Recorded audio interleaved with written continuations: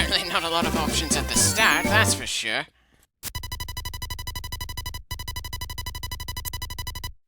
I don't suppose we have a hometown in this world we're traveling through, do we?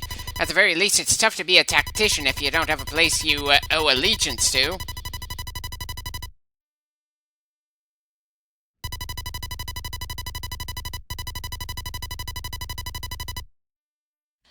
Well, it may not be much in terms of customization, but hey, I'll use the options we've got.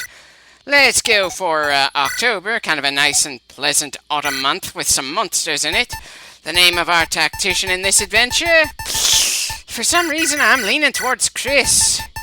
I have no clue why, it's just the first name that popped into my head.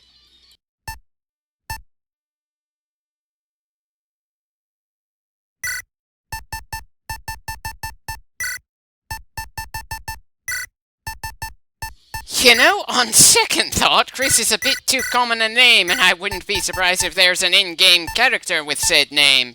Let's go with something a bit more unique. Yeesh, if I'm taking my time with this level of customization, then it's probably a good thing the game doesn't give us all that many other things we can change around. Still, with a name like Wesker, it somehow wouldn't feel right to make this character a girl, so we should be done with this screen for now. And I severely doubt any of the in-game characters in this game are going to have that name.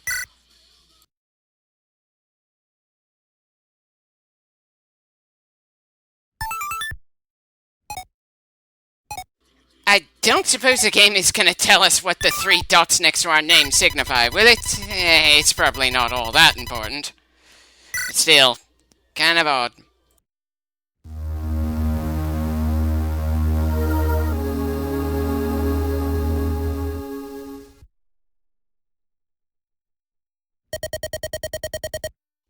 Well, I'm awake enough to talk to you.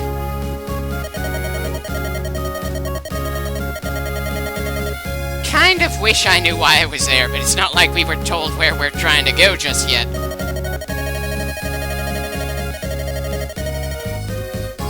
Was there something particularly dangerous with laying down in the plains earlier?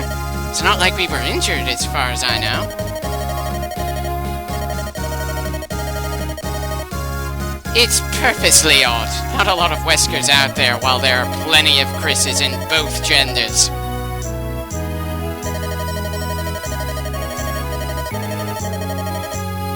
I don't suppose our attire tells you where we came from, does it?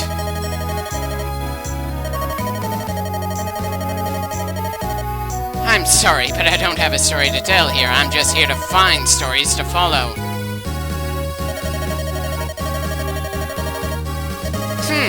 Well, I assume what's happening is a story starting.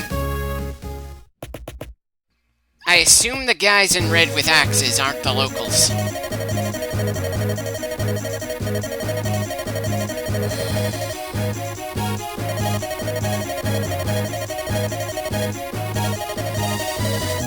Why the villages and not the set of tents we're currently in?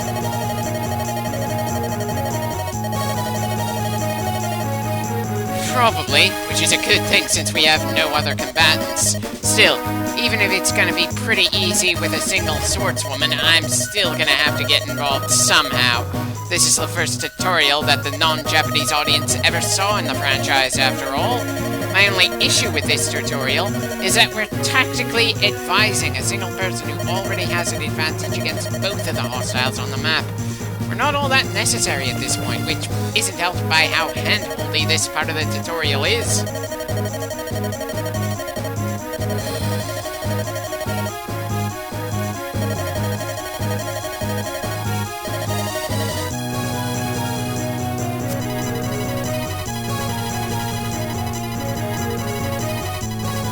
Part of me wants to be a little annoyed that her tactical sprite has blue hair, while her artwork in the rest of the game shows she has green hair. It's not that much of a thing, but still, it kind of felt worth mentioning.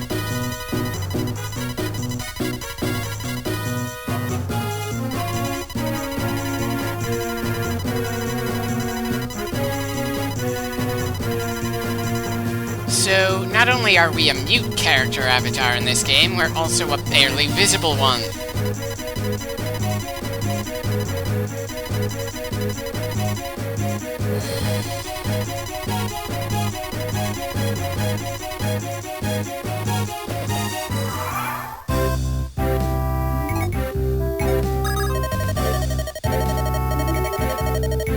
Well, of course you do. You're using a sword. Those aren't exactly known for ranged attacks. I can't really find it in me to be all that annoyed by how handholdy this tutorial is, though, since this was the first Fire Emblem released outside of Japan. Still, it kind of makes playing a fresh save more obnoxious, since for all of this mission, and a decent chunk of the next one, we aren't going to be able to actually make any decisions in this tactics-focused game. Excuse me for finding that a bit obnoxious.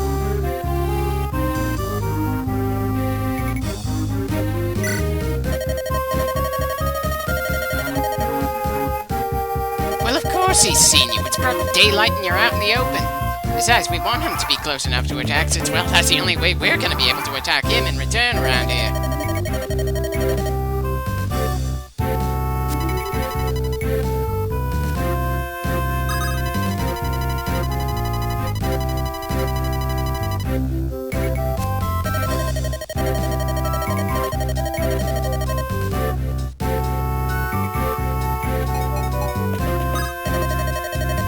Not much of a decision, but hey, it's the first one we've had so far outside of our name, gender, and birth month in this game.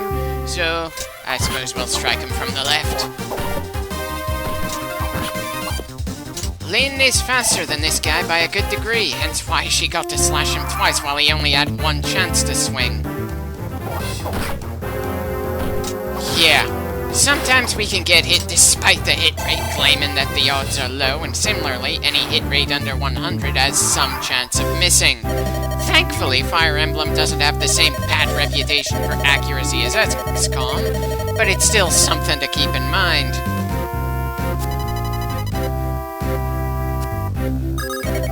Wait, you want us to get closer while you're still injured, instead of healing and letting him come to us?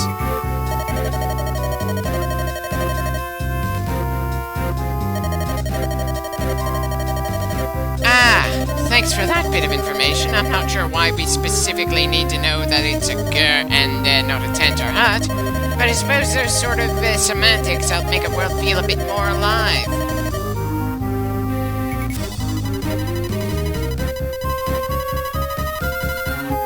Right. Not even allowed to make a decision about where to move when that's one of the most critical things in any tactical game, turn-based or otherwise.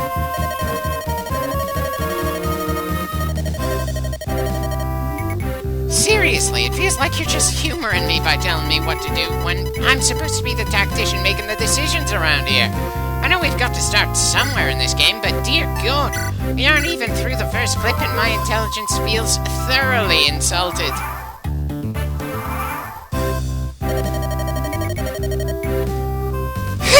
Don't patronize me, Lynn.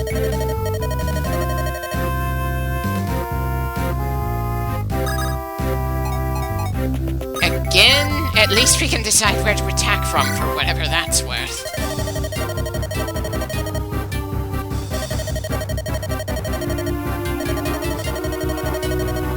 Sorry, Bata, you don't look all that bestial to me. If anything, you are amazingly generic.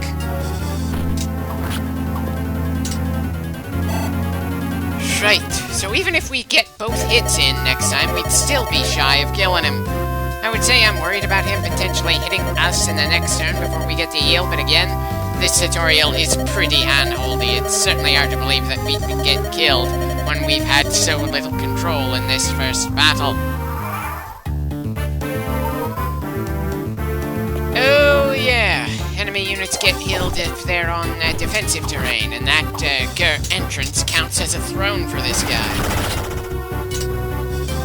Oh, I definitely like that critical animation. Here's hoping we get to see Lynn do that plenty more times as the game goes on.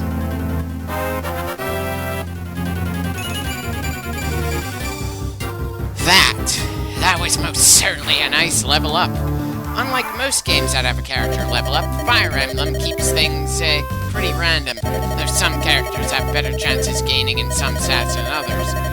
And if we keep getting levels up like that, Lynn is going to be an absolute demon on the battlefield. Well, you're certainly on the road to become stronger with a level up like that, Lynn. It's one of the most endearing things about the franchise, that characters can have different stat growths in different playthroughs of the same game, which means that characters you started early on will have a chance to become absolute monsters, while ones you gain later on don't have as much of a chance to really grow. Much like my first Pokemon Generation playthrough, I'm going to try to keep track of who gets kills. Just a fun little thing for me to do in the background as we keep pushing forward.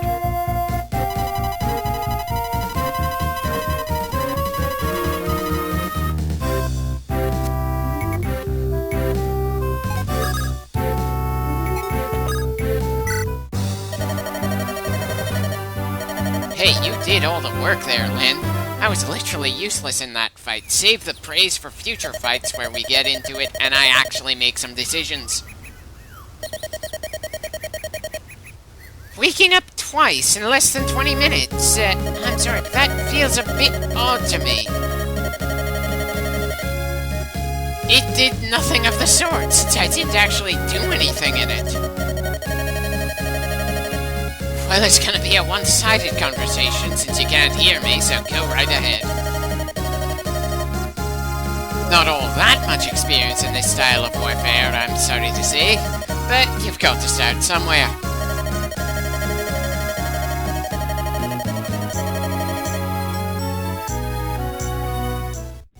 Oh dear, the music's changed. Of course they did, because it's all too common for protagonists to be orphans, or at the very least missing one of their parents.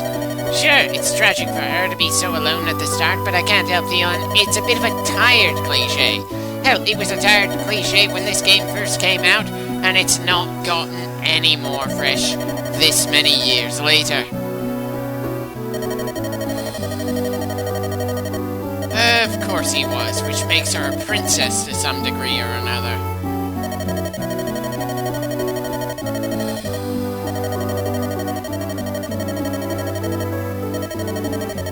I'm sure it had more to do with your age than your gender, but then what do I know? I'm not a woman living in a sword and sorcery world.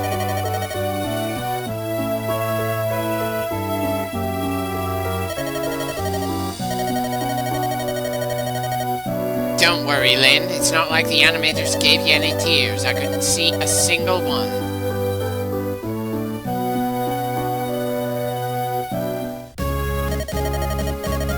Again, no need to thank me. I'm literally just doing nothing but talking to myself right now. And if you could actually hear me, I'm sure you'd be tempted to slap me for being at least a little insensitive to your grief.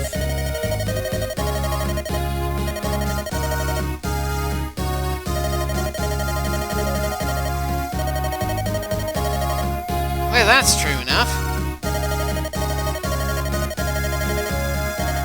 I won't be able to teach you how to swing your sword better, but I can help direct you to enemies you can swing your sword at for practice. At least once I finally get some actual control around here.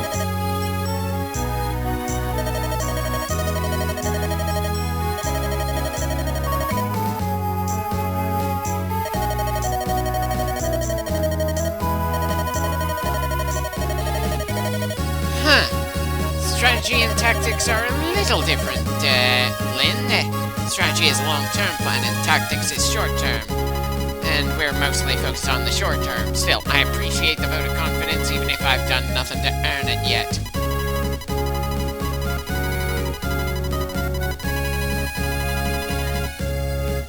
Well, of course we're gonna help Lynn. It's not like we know anyone else who's friendly in this region.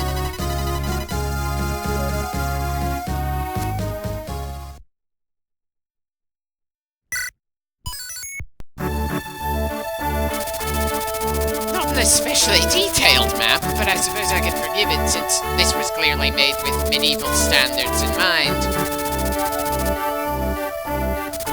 Oh, the journey isn't all that strange, at least not yet. We don't really have a goal at the moment.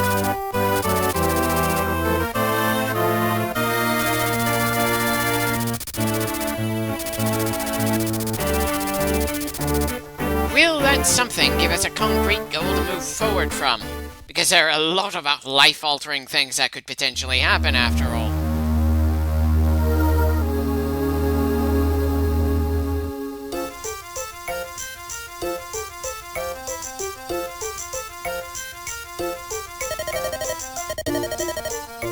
And what's so special over here? Shame this isn't the kind of story that lets us really explore such a city. And it's not like we're actually going to be given the chance to do any shopping here. The footsteps of fate are coming closer, and they're going to keep us on their railroad to an annoying degree for a while.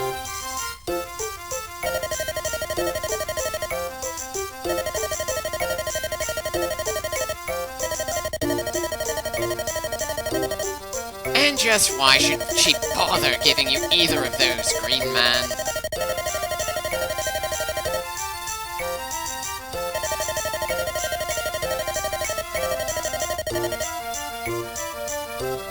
Kind of wish I could pull up a map while they're talking to figure out where that is in relation to where we are now. It's not like I know where Lycia is in relation to Seika, or how far Bulgar is from Kalen, or even how to pronounce them properly. I'm just guessing. And this guy is apparently too stubborn to realize he's being refused. When has that kind of approach ever worked, anyway?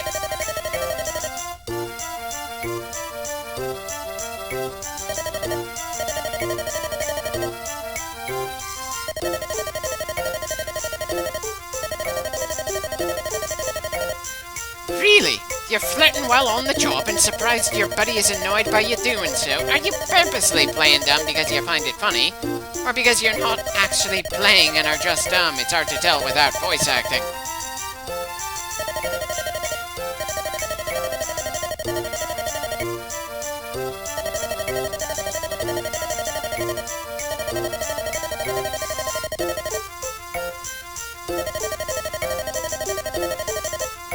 I'm sure this Abbott and Costello act would probably gain some chuckles, but really, we have plot-related shopping to do, which of course means the player isn't going to see a menu or make any decisions.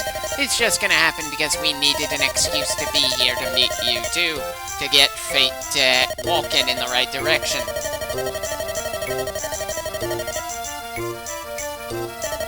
It's not that Zane seems dishonorable, per se.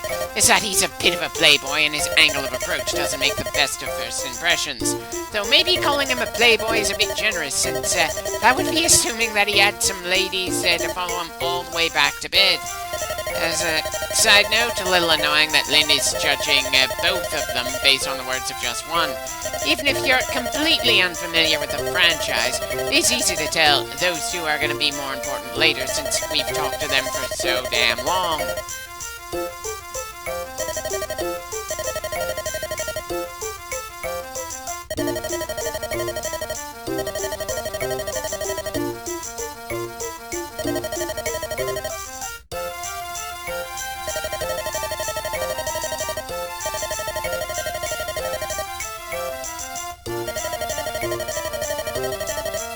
Right, of course she's their mission when the mission name is the Footsteps of Fate.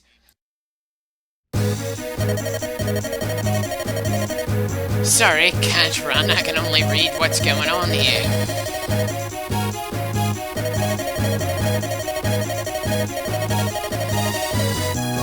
Of course they are, because we need another excuse to fight in this tactics game. Unfortunately, that fight will have to wait until the next clip since we're running out of time in this one.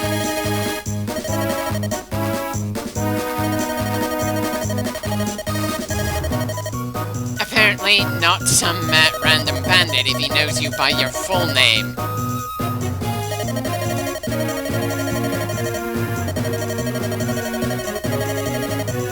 It's not gonna be so easy to kill her, pal. 4 is slightly worse odds than 2, but since they're all axe users, it's not quite insurmountable for us.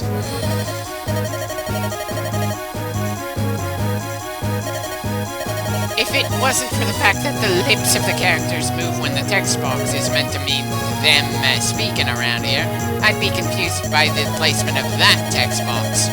Anyway, is anyone even surprised that the green and red knights we were talking to before in the town decided to join us? It'd be a bit awkward for a tactical game to have us use only one unit for an extended period of time, after all.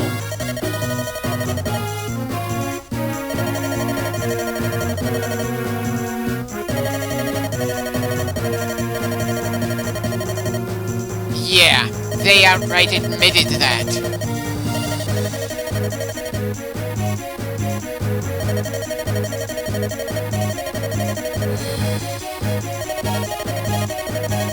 And apparently all three of them want to handle things completely on their own. We're definitely organizing things when we take control in the next clip. We'll just see how much we're going to be handheld as we do it.